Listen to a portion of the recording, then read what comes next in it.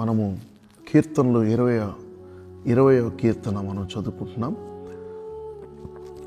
ఆపత్కాలమందు యెహోవా నీకు ఉత్తరమిచ్చునుగాక, యాకోబు దేవుని నామము నిన్ను ఉద్ధరించునుగాక. పరిశుద్ధ స్థలము నుండి ఆయన నీకు సహాయము చేయునుగాక, సియోనులో నుండి నిన్ను ఆదుకొనుగాక. ఆయన నీ నైవేద్యములన్నిటినీ జ్ఞాపకం చేసుకొనుగాక, నీ దహన బలులను అంగీకరించునుగాక. నీ కోరికను సిద్ధింపచేసి నీ ఆలోచన యావత్తును సఫలపరచునుగాక. యెహోవా నీ రక్షణను బట్టి మేము జయోత్సవము చేయుచున్నాము. మా దేవుని నామమును బట్టి మా ధ్వజము ఎత్తుచున్నాము. నీ ప్రార్థనలన్నీ యెహోవా సఫలపరచునుగాక. యెహోవా తన అభిషక్తుని రక్షించునని నాకిప్పుడు తెలియను. రక్షణార్థమైన తన దక్షిణ హస్త బలము చూపును. తన పరిశుద్ధ ఆకాశములో నుండి అతనికి ఉత్తరమిచ్చును. కొందరు రథములను బట్టి కొందరు గుర్రములను బట్టి అతిశయపడుదురు.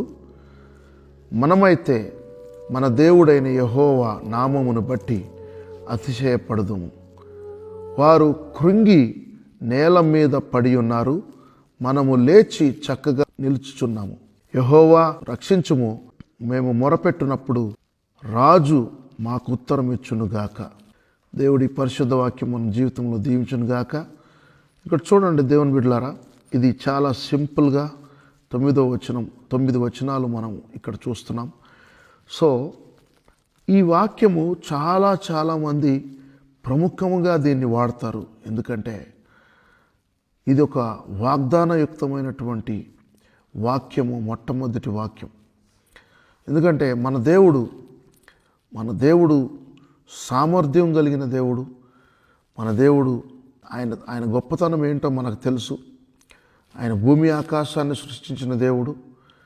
హీఈస్ ఓమ్నిపొటెంట్, ఓమ్నిషియంట్, అంటే సర్వశక్తిమంతుడు, సర్వాంతర్వ్యామి. ఆయన ఆపత్కాలమందు యెహోవా నీకు ఉత్తరమిచ్చునుగాక, యాకోబు దేవుని నామము నిన్ను ఉద్ధరించునుగాక అని మరి మొట్టమొదటి వచనాన్ని మనం చూస్తున్నాం.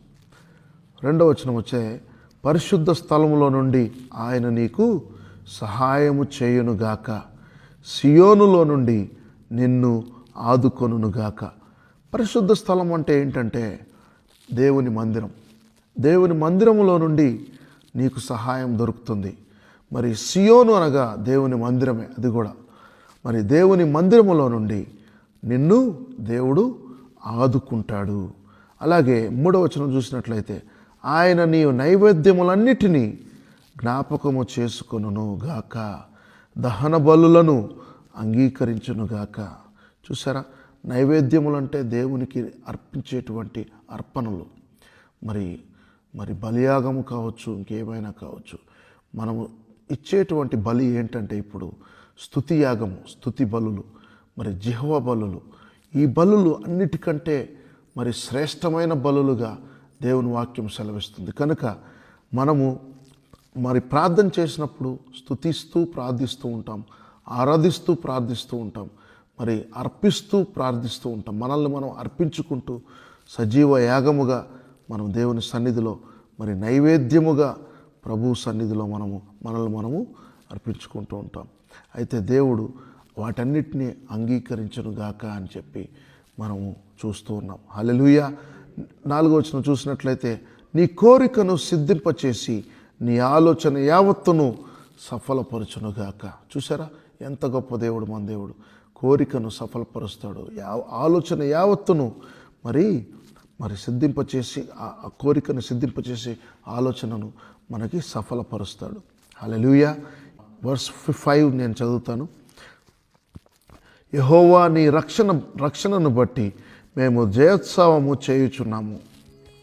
మా దేవుని నామమును బట్టి మా ధ్వజము ఎత్తుచున్నాము. నీ ప్రార్థనలన్నీ యెహోవా సఫలపరచునుగాక. ఆమెన్.